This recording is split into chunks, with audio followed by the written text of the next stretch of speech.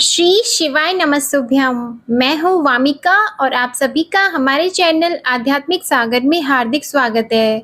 भगवान भोलेनाथ और माता पार्वती की कृपा आप और आपके पूरे परिवार पर सदा बनी रहे। आज आप सुनेंगे शिव महापुराण की ये कथा, जिसमें बाणासुर की तपस्या और भगवान शिव के द्वारा उसे वर प्राप्ति का वर्णन है। व्यास जी बोले, सर्वज्ञ सनत कुमार जी, आपने अनुग्रह करके प्रेम पूर्वक ऐसी अद्भुत और सुंदर कथा सुनाई है जो भगवान शंकर की कृपा से ओतप्रोत है। अब मुझे शशि मौली के उस उत्तम चरित्र के श्रवण करने की इच्छा है जिसमें उन्होंने प्रसन्न होकर बाणासुर को गण अध्यक्ष पद प्रदान किया था। सनत कुमार जी ने कहा, व्यास जी, परमात्मा शंभु की उस कथा को जिसमें उन्होंने प्रसन्न होकर बाणासुर को गण नायक बनाया था, आदर पूर्वक आप उसका श्रवण करो। इसी प्रसंग में महाप्रभु शंकर का वह सुंदर चरित्र भी आएगा जिसमें उन्होंने बाणासुर पर अनुग्रह करके श्री कृष्ण के साथ संग्राम किया था। व्यास जी, दक्ष प्रजापति की 13 कन्याएं कश्यप मुनि की पत्नियां थीं। वे सब की सब पतिव्रता तथा सुशीला थीं। उनमें दीति सबसे बड़ी थी, जिसके लड़के दैत्य कहलाते हैं। अन्य पत्नियों से भी देवता तथा चराचर सहित समस्त प्राणी पुत्र रूप से उत्पन्न हुए थे। ज्येष्ठ पत्नी दीति के गर्भ से सर्वप्रथम 2 महाबली पुत्र पैदा हुए। उनमें हिरण्यकशिपु ज्येष्ठ था और उसके छोटे भाई का नाम हिरण्याक्ष था। हिरण्यकशिपु के 4 पुत्र हुए।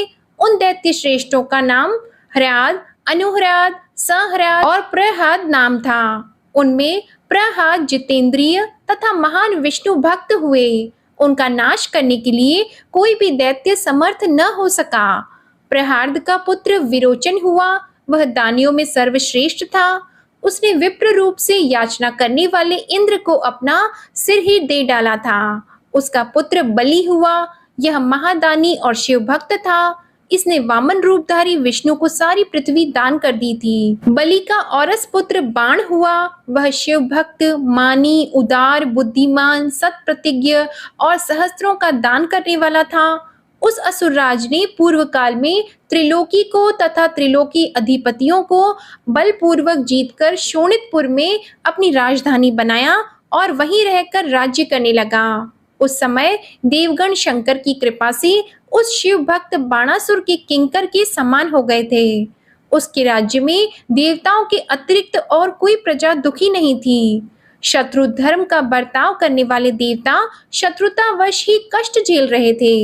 एक समय वह महासुर अपनी सहस्त्रों भुजाओं से ताली बजाता हुआ तांडव नृत्य करके महेश्वर शिव को प्रसन्न करने की चेष्टा करने लगा। उसके उस नृत्य से भक्त वत्सल शंकर संतुष्ट हो गए। फिर उन्होंने परम प्रसन्न होकर उसकी ओर कृपा दृष्टि से देखा। भगवान शंकर तो संपूर्ण लोकों के स्वामी, शरणागत वत्सल और भक्त वांछा कल्पत्रु ही ठहरे। उन्होंने बलिनंदन महासुर बाण को वर देने की इच्छा प्रकट की। मुने, बलिनंदन महादैत्य बाण शिव भक्तों में श्रेष्ठ और परम बुद्धिमान था। उसने परमेश्वर शंकर को प्रणाम करके उनकी स्तुति की और कहा, प्रभु, आप मेरे रक्षक हो जाइए और पुत्रों तथा गणों सहित मेरे नगर के अध्यक्ष बनकर सर्वथा प्रीति का निर्वाह करते हुए मेरे पास ही निवास कीजिए। सनत कुमार जी कहते हैं, महर्षि, वह बलिपुत्र बाण निश्चय ही शिवजी की माया से मोह में पड़ गया था। इसलिए उसने मुक्ति प्रदान करने वाले दुराराध्य महेश्वर को पाकर भी ऐसा वर मांगा। तब ऐश्वर्यशाली भक्त वत्सल शंभु उसे वह वर देकर पुत्रों और गणों के साथ प्रेम पूर्वक वहीं निवास करने लगे। एक बार बाणासुर को बड़ा ही गर्व हो गया। उसने तांडव नृत्य करके शंकर को संतुष्ट किया। जब बाणासुर को यह ज्ञात हो गया कि पार्वती वल्लभ शिव प्रसन्न हो गए हैं, तब वह हाथ जोड़कर सिर झुकाए हुए बोला। बाणासुर ने कहा, देवादिदेव महादेव, आप समस्त देवताओं के शिरोमणि हैं। आपकी ही कृपा से मैं बलि हुआ हूँ। अब आप मेरा उत्तम वचन सुनिए। देव, आपने जो मुझे 1000 भुजाएं प्रदान की हैं, ये तो अब मुझे महान भार स्वरूप लग रही हैं, क्योंकि इस त्रिलोकी में मुझे आपके अतिरिक्त अपनी जोड़ का और कोई योद्धा ही नहीं मिला। इसलिए वृषभध्वज, युद्ध के बिना इन पर्वत सरीखी सहस्त्रों भुजाओं को लेकर मैं क्या करूं? मैं अपनी इन परिपुष्ट भुजाओं की खुजली मिटाने के लिए युद्ध की लालसा से नगरों तथा पर्वतों को चूर्ण करता हुआ दिग्गजों के पास गया, परंतु वे भी भयभीत होकर भाग खड़े हुए। मैंने यम को योद्धा, अग्नि को महान कार्य करने वाला, वरुण को गौओं का पालन करता गोपाल, कुबेर को गजाध्यक्ष, निऋति को सैरंद्री और इंद्र को जीतकर सदा के लिए करत बना लिया है। महेश्वर, अब मुझे किसी ऐसे युद्ध के प्राप्त होने की बात बताइए जिसमें मेरी ये भुजाएं या तो शत्रुओं के हाथों से छूटे हुए शस्त्र अस्त्रों से जर्जर होकर गिर जाएं अथवा हजारों प्रकार से शत्रु की भुजाओं को ही गिराएं। यही मेरी अभिलाषा है, इसे पूर्ण करने की कृपा करें। सनत कुमार जी कहते हैं, मुनि श्रेष्ठ, उसकी बात सुनकर भक्त बाधा पहारी और महामन्यु स्वरूप रुद्र को कुछ क्रोध आ गया। तब वे महान अद्भुत अट्टहास करके बोले, अरे अभिमानी, संपूर्ण दैत्यों के कुल में तुझे सर्वथा धिक्कार है। तू बलि का पुत्र और मेरा भक्त है, तेरे लिए ऐसी बात कहना उचित नहीं है। अब तेरा दर्प चूर्ण होगा। तुझे शीघ्र ही मेरे समान बलवान के साथ महान भीषण युद्ध प्राप्त होगा। उस संग्राम में तेरी ये पर्वत सरी की भुजाएं जलौनी लकड़ी की तरह शस्त्र अस्त्रों से छिन्न भिन्न होकर भूमि पर गिरेंगी। दुष्ट आत्मन, तेरे आयुध आगार पर स्थापित तेरा जो यह मनुष्य के सिर वाला मयूर ध्वज फहरा रहा है, इसका जब वायु भय के बिना ही पतन हो जाएगा, तब तू अपने चित्त में समझ लेना कि वह महान भयानक युद्ध आ पहुंचा है। उस समय तू घोर संग्राम का निश्चय करके अपनी सारी सेना के साथ वहां जाना। इस समय तू अपने महल को लौट जा, क्योंकि इसी में तेरा कल्याण है। दुर्मते, वहां तुझे प्रसिद्ध बड़े बड़े उत्पात दिखाई देंगे। यों कहकर गर्वहारी भक्त वत्सल भगवान शंकर जी चुप हो गए। सनत कुमार जी कहते हैं, मुने, यह सुनकर बाणासुर ने दिव्य पुष्पों की कलियों से अंजलि भरकर रुद्र की अभ्यर्चना की और फिर उन महादेव को प्रणाम करके वह अपने घर को लौट गया। तदंतर किसी समय दैववश उसका वह ध्वज अपने आप टूटकर गिर गया। यह देखकर बाणासुर हर्षित होकर युद्ध के लिए उद्यत हो गया। वह अपने हृदय में विचार करने लगा कि कौन सा युद्ध प्रेमी योद्धा किस देश से आएगा, जो नाना प्रकार के शस्त्र अस्त्रों का पारगामी विद्वान होगा और मेरी सहस्त्र भुजाओं को ईंधन की तरह काट डालेगा, तथा मैं भी अपने अत्यंत तीखे शस्त्रों से उसके सैकड़ों टुकड़े कर डालूंगा। इसी समय शंकर की प्रेरणा से वह काल आ गया। एक दिन बाणासुर की कन्या उषा वैशाख मास में माधव की पूजा करके मांगलिक श्रृंगार से सुसज्जित होकर रात के समय अपने गुप्त अंतःपुर में सो रही थी। उसी समय वह स्त्री भाव प्राप्त हो गई। तब देवी पार्वती की शक्ति से उषा को स्वप्न में श्री कृष्ण के पौत्र अनिरुद्ध का मिलन प्राप्त हुआ। जागने पर वह व्याकुल हो गई और उसने अपनी सखी चित्रलेखा से स्वप्न में मिले हुए उस पुरुष को ला देने के लिए कहा। तब चित्रलेखा ने कहा, देवी, तुमने स्वप्न में जिस पुरुष को देखा है उसे भला मैं कैसे ला सकती हूँ, जबकि मैं उसे जानती ही नहीं। उसके यों कहने पर दैत्य कन्या उषा प्रेमांध होकर मरने पर उतारू हो गई। तब उस दिन उसकी उस सखी ने उसे बचाया। मुनि श्रेष्ठ, कुंभांड की पुत्री चित्रलेखा बड़ी बुद्धिमती थी।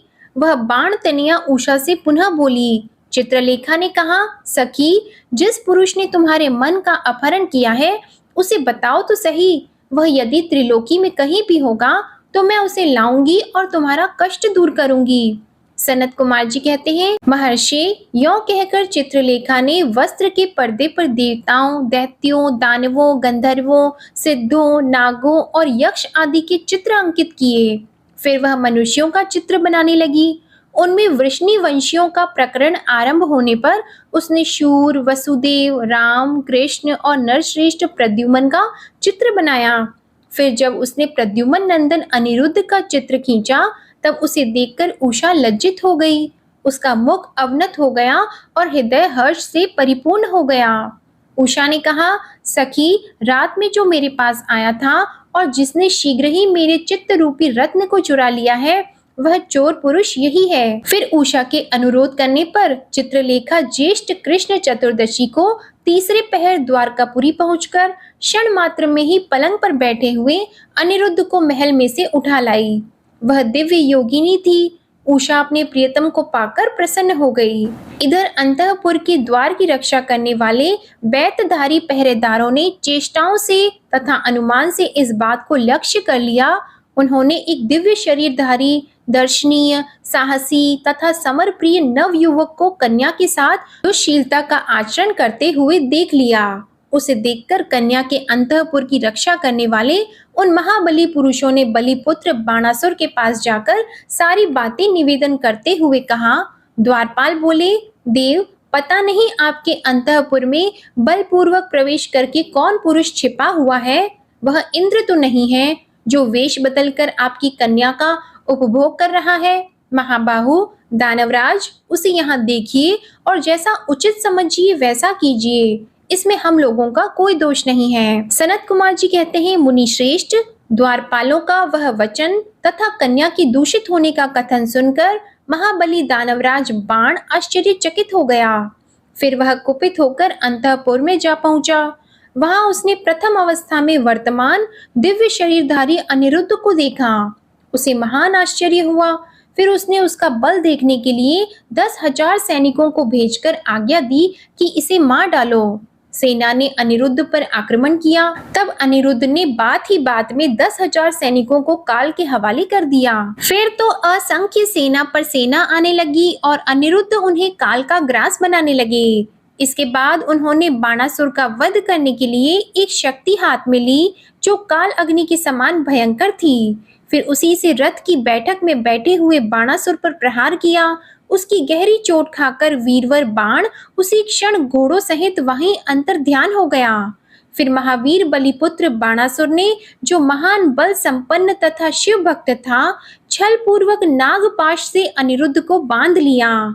इस प्रकार उन्हें बांधकर और पिंजरे में कैद करके वह युद्ध से उपराम हो गया। इसके पश्चात बाण कुपित होकर महाबली सूतपुत्र से बोला, हे सूतपुत्र, घास फूस से ढके हुए अगाध कुएं में ढकेलकर इस पापी को मार दे।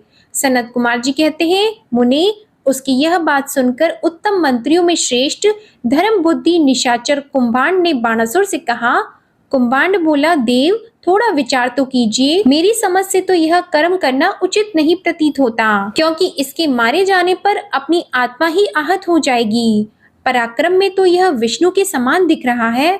जान पड़ता है आप पर कुपित होकर चंद्रचूड़ ने अपने उत्तम तेज से इसे बढ़ा दिया है।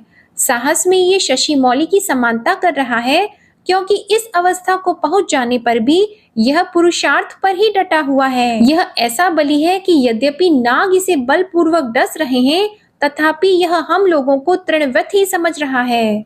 सनत कुमार जी कहते हैं, व्यास जी, दानव कुंभांड राजनीति के ज्ञाताओं में श्रेष्ठ था। वह बाण से ऐसा कहकर फिर अनिरुद्ध से कहने लगा। कुंभांड ने कहा, नराधम, अब तो वीरवर दैत्यराज की स्तुति कर और दीन वाणी से मैं हार गया यो बारंबार कहकर उन्हें हाथ जोड़कर नमस्कार कर। ऐसा करने पर ही तू मुक्त हो सकता है, अन्यथा तुझे बंधन आदि का कष्ट भोगना पड़ेगा। उसकी बात को सुनकर अनिरुद्ध उत्तर देते हुए बोले। अनिरुद्ध ने कहा, दुराचारी निशाचर, तुझे क्षत्रिय धर्म का ज्ञान नहीं है। अरे शूरवीर के लिए दीनता दिखाना और युद्ध से मुख मोड़कर भागना मरण से भी बढ़कर कष्टदायक होता है। मेरे विचार से तो विरुद्ध आचरण कांटे की तरह चुभने वाला होता है। वीरमानी क्षत्रिय के लिए रणभूमि में सदा सम्मुख लड़ते हुए मरना ही श्रेयस्कर है। भूमि पर पड़कर हाथ जोड़े हुए दीन की तरह मरना कदापि नहीं। सनत कुमार जी कहते हैं, मुनि, इस प्रकार अनिरुद्ध ने बहुत सी वीरता की बातें कही, जिन्हें सुनकर बाणासुर को महान विस्मय हुआ और उसे क्रोध भी आया। उसी समय समस्त वीरों के, अनिरुद्ध के और मंत्री कुंभांड के सुनते सुनते बाणासुर के आश्वासनार्थ आकाशवाणी हुई। आकाशवाणी ने कहा, महाबली बाण, तुम बलि के पुत्र हो, अतः थोड़ा विचार तो करो। परम बुद्धिमान शिव भक्त, तुम्हारे लिए क्रोध करना उचित नहीं है। शिव समस्त प्राणियों के ईश्वर, कर्मों के साक्षी और परमेश्वर है। यह सारा चराचर जगत उन्हीं के अधीन है। वे ही सदा रजोगुण, सत्वगुण और तमोगुण का आश्रय लेकर ब्रह्मा, विष्णु और रुद्र रूप से लोकों की सृष्टि, भरण पोषण और संहार करते हैं। वे सर्व अंतर्यामी, सर्वेश्वर, सबके प्रेरक, सर्वश्रेष्ठ, विकार रहित, अविनाशी, नित्य और मायाधीश होने पर भी निर्गुण हैं। बलि के श्रेष्ठ पुत्र, उनकी इच्छा से निर्बल को भी बलवान समझना चाहिए। महामते, मन में यो विचार करके स्वस्थ हो जाओ। नाना प्रकार की लीलाओं के रचने में निपुण भक्त वत्सल भगवान शंकर गर्व को मिटा देने वाले हैं। वे इस समय तुम्हारे गर्व को चूर कर देंगे। सनत कुमार जी कहते हैं, महामुने, इतना कहकर आकाशवाणी बंद हो गई। तब उसके वचन को मानकर बाणासुर ने अनिरुद्ध का वध करने का विचार छोड़ दिया। इसके बाद विषैले नागों के पाश से बंधे हुए अनिरुद्ध उसी क्षण दुर्गा का स्मरण करने लगे। अनिरुद्ध ने कहा, शरणागत वत्सले, आप यश प्रदान करने वाली हैं। आपका रोष बड़ा उग्र होता है। देवी, मैं नागपाश से बंधा हुआ हूँ और नागों की विष ज्वाला से संतप्त हो रहा हूँ। अतः शीघ्र पधारिए और मेरी रक्षा कीजिए। सनत कुमार जी कहते हैं, मुनीश्वर, जब अनिरुद्ध ने पिसे हुए काले कोयले के समान कृष्ण वर्ण वाली काली को इस प्रकार संतुष्ट किया, तब वे ज्येष्ठ कृष्ण चतुर्दशी की महारात्रि में वहां प्रकट हुई। उन्होंने उन सर्प रूपी भयानक बाणों को भस्मसात करके अपने बलिष्ठ मुक्कों के आघात से उस नाग पंजर को विदीर्ण कर दिया। इस प्रकार दुर्गा ने अनिरुद्ध को बंधन मुक्त करके उन्हें पुनः अंतःपुर में पहुंचा दिया और स्वयं वहीं अंतर ध्यान हो गईं। इस प्रकार शिव की शक्ति स्वरूपा देवी की कृपा से अनिरुद्ध कष्ट से छूट गए, उनकी सारी व्यथा मिट गई और वे सुखी हो गए। इसके बाद प्रद्युम्न नंदन अनिरुद्ध शिव शक्ति के प्रताप से विजयी होकर अपनी प्रिया बाण तनया को पाकर परम हर्षित हुए और अपनी प्रियतमा उस उषा के साथ पूर्ववत सुखपूर्वक विहार करने लगे। इधर पौत्र अनिरुद्ध के अदृश्य हो जाने तथा नारद जी के मुख से उसके बाणासुर के द्वारा नागपाश से बांधे जाने का समाचार सुनकर 12 अक्षौहिणी सेना के साथ प्रद्युम्न आदि वीरों को साथ लेकर भगवान श्री कृष्ण ने शोणितपुर पर चढ़ाई कर दी। उधर भगवान श्री रुद्र भी अपने भक्त के पक्ष में सज धज कर आ डटे। फिर तो श्री कृष्ण और श्री शिव का बड़ा भयानक युद्ध हुआ। दोनों ओर से ज्वर छोड़े गए। अंत में श्री कृष्ण ने स्वयं श्री रुद्र के पास आकर उनका स्तवन करके कहा, सर्वव्यापी शंकर, आप गुणों से निर्लिप्त होकर भी गुणों से ही गुणों को प्रकाशित करते हैं। आप स्वप्रकाश हैं। जिनकी बुद्धि आपकी माया से मोहित हो गई है, वे स्त्री, पुरुष, गृह आदि विषयों में आसक्त होकर दुख सागर में डूबते उतारते हैं। जो अजितेंद्रिय पुरुष प्रारब्धवश इस मनुष्य जन्म को पाकर भी आपके चरणों में प्रेम नहीं करता, वह सोचनीय तथा आत्मवंचक है। भगवान, आप गर्वहारी हैं। आपने ही तो इस गर्वीले बाण को शाप दिया था। अतः आपकी ही आज्ञा से मैं बाणासुर की भुजाओं का छेदन करने के लिए यहाँ आया हूँ। इसलिए महादेव, आप इस युद्ध से निवृत्त हो जाइए। प्रभु, मुझे बाण की भुजाओं को काटने के लिए आज्ञा प्रदान कीजिए, जिससे आपका शाप व्यर्थ न हो। महेश्वर ने कहा, तात, आपने ठीक ही कहा है कि मैंने इस दैत्यराज को शाप दिया है और मेरी ही आज्ञा से आप बाणासुर की भुजाएं काटने के लिए यहाँ पधारे हैं। किंतु रमानाथ, हरे क्या करूं, मैं तो सदा भक्तों के ही अधीन रहता हूँ। ऐसी दशा में वीर, मेरे देखते बाण की भुजाएं कैसे काटी जा सकती है? इसलिए मेरी आज्ञा से आप पहले जृंभणास्त्र द्वारा मुझे जृंभित कर दीजिए और इसके बाद अपना अभीष्ट कार्य संपन्न कीजिए और सुखी होइए। सनत कुमार जी कहते हैं, मुनीश्वर, शंकर जी के यों कहने पर शांकपाणी श्री हरि को महान विस्मय हुआ। वे अपने युद्ध स्थान पर आकर परम आनंदित हुए। व्यास जी, तदंतर नाना प्रकार के अस्त्रों के संचालन में निपुण श्री हरि ने तुरंत ही अपने धनुष पर जृंभणास्त्र का संधान करके उसे पिनाकपाणी शंकर पर छोड़ दिया। इस प्रकार श्री कृष्ण जृंभणास्त्र द्वारा जृंभित हुए शंकर को मोह में डालकर खड़ग, गदा और रिष्टि आदि से बाण की सेना का संहार करने लगे। सनत कुमार जी कहते हैं, महाप्राज्ञ व्यास जी, लोक लीला का अनुसरण करने वाले श्री कृष्ण और शंकर की उस परम अद्भुत कथा को श्रवण करो। तात जब भगवान रुद्र लीलावश पुत्रों तथा गणों सहित सो गए, तब दैत्यराज बाण श्री कृष्ण के साथ युद्ध करने के लिए प्रस्थित हुआ। उस समय कुंभांड उसके अश्वों की बागडोर संभाले हुए था और वह नाना प्रकार के शस्त्र अस्त्रों से सुसज्जित था। फिर वह महाबली बलिपुत्र भीषण युद्ध करने लगा। इस प्रकार उन दोनों में चिरकाल तक बड़ा घोर संग्राम होता रहा, क्योंकि विष्णु के अवतार श्री कृष्ण शिव रूप ही थे और उधर बलवान बाणासुर उत्तम शिव भक्त था। मुनीश्वर, उसके बाद वीर्यवान श्री कृष्ण, जिन्हें शिव की आज्ञा से बल प्राप्त हो चुका था, वे चिरकाल तक बाण के साथ यों युद्ध करके अत्यंत कुपित हो उठे। तब शत्रु वीरों का संहार करने वाले भगवान श्री कृष्ण ने शंभु के आदेश से शीघ्र ही सुदर्शन चक्र द्वारा बाण की बहुत सी भुजाओं को काट डाला। अंत में उसकी अत्यंत सुंदर 4 भुजाएं ही अवशेष रह गईं और शंकर जी की कृपा से शीघ्र ही उसकी व्यथा भी मिट गई। जब बाण की स्मृति लुप्त हो गई और वीर भाव को प्राप्त हुए श्री कृष्ण उसका सिर काट लेने के लिए उद्यत हुए, तब शंकर जी मोह निद्रा को त्याग कर उठ खड़े हुए और बोले। रुद्र ने कहा, देवकी नंदन, आप तो सदा से मेरी आज्ञा का पालन करते आए हैं। भगवान, मैंने पहले आपको जिस काम के लिए आज्ञा दी थी वह तो आपने पूरा कर दिया। अब बाण का शिर छेदन मत कीजिए और सुदर्शन चक्र को लौटा लीजिए। मेरी आज्ञा से यह चक्र सदा मेरे भक्तों पर अमोघ रहा है। गोविंद, मैंने पहले ही आपको युद्ध में अनिवार्य चक्र और जय प्रदान की थी। अब आप इस युद्ध से निवृत्त हो जाइए। लक्ष्मीश, पूर्व काल में भी तो आपने मेरी आज्ञा के बिना दधीच, वीरवर रावण और तारकाक्ष आदि के पुरों पर चक्र का प्रयोग नहीं किया था। जनार्दन, आप तो योगीश्वर, साक्षात परमात्मा और संपूर्ण प्राणियों के हित में रत रहने वाले हैं। आप स्वयं ही अपने मन से विचार कीजिए। मैंने इसे वर दे रखा है कि तुझे मृत्यु का भय नहीं होगा। मेरा वह वचन सदा सत्य होना चाहिए। मैं आप पर परम प्रसन्न हूँ। हरे, बहुत दिन पूर्व यह गर्व से भरकर उन्मत्त हो उठा और अपने आप को भूल गया था। तब अपनी भुजाएं खुजलाता हुआ यह मेरे पास पहुंचा और बोला, मेरे साथ युद्ध कीजिए। तब मैंने इसे शाप देते हुए कहा, थोड़े ही समय में तेरी भुजाओं का छेदन करने वाला आएगा, तब तेरा सारा गर्व गल जाएगा। बाण की ओर देखकर कहा, मेरी ही आज्ञा से तेरी भुजाओं को काटने वाले ये श्री हरि आए हैं। फिर श्री कृष्ण से, अब आप युद्ध बंद कर दीजिए और वर वधू को साथ लेकर अपने घर को लौट जाइए। यों कहकर महेश्वर ने उन दोनों में मित्रता करा दी और उनकी आज्ञा लेकर वे पुत्रों और गणों के साथ अपने निवास स्थान को चले गए।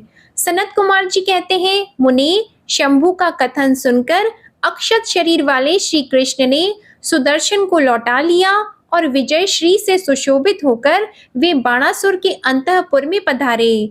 वहां उन्होंने उषा सहित अनिरुद्ध को आश्वासन दिया और बाण द्वारा दिए गए अनेक प्रकार के रत्न समूहों को ग्रहण किया। उषा की सखी परम योगिनी चित्रलेखा को पाकर तो श्री कृष्ण को महान हर्ष हुआ।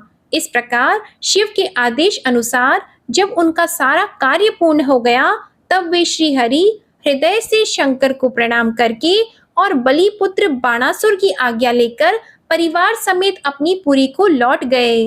द्वारिका में पहुंचकर उन्होंने गरुड़ को विदा कर दिया। फिर हर्ष पूर्वक मित्रों से मिले और स्वेच्छा अनुसार आचरण करने लगे।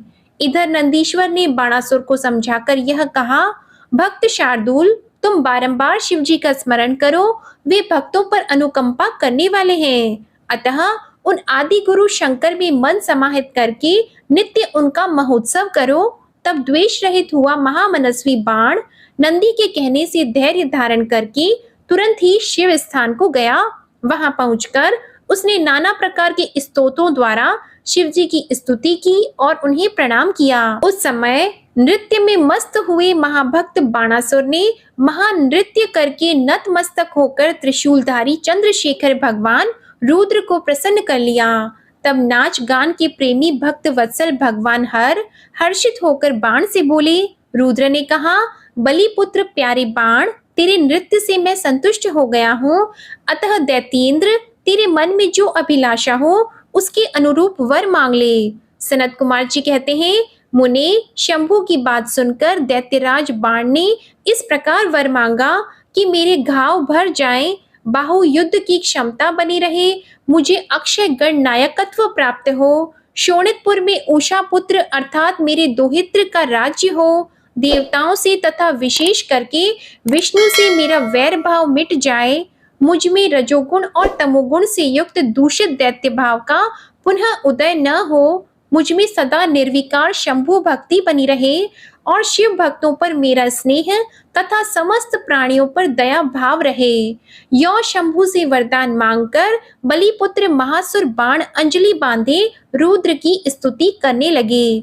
उस समय उसके नेत्रों में प्रेम के आंसू छलक आए।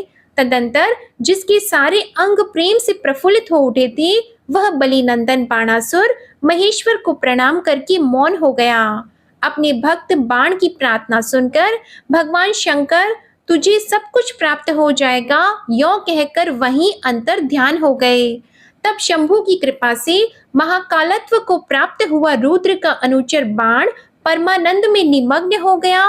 व्यास जी, इस प्रकार मैंने संपूर्ण भुवनों में नित्य क्रीड़ा करने वाले समस्त गुरुजनों के भी सद्गुरु शूलपाणी भगवान शंकर का बाण विषयक चरित्र जो परम उत्तम है, कर्ण प्रिय मधुर वचनों द्वारा तुमसे वर्णन किया है। ओम नमः शिवाय। आज की कथा समाप्त होती है। आशा करती हूँ आपको आज की कथा पसंद आई होगी और अगर आपको ये कथा पसंद आई हो तो वीडियो को लाइक करें, शेयर करें और कमेंट में भगवान भोलेनाथ की जय लिखना मत भूलिएगा। हमारे चैनल को अगर अभी तक सब्सक्राइब नहीं किया है तो चैनल को सब्सक्राइब करें और बेल आइकन भी दबाएं। धन्यवाद।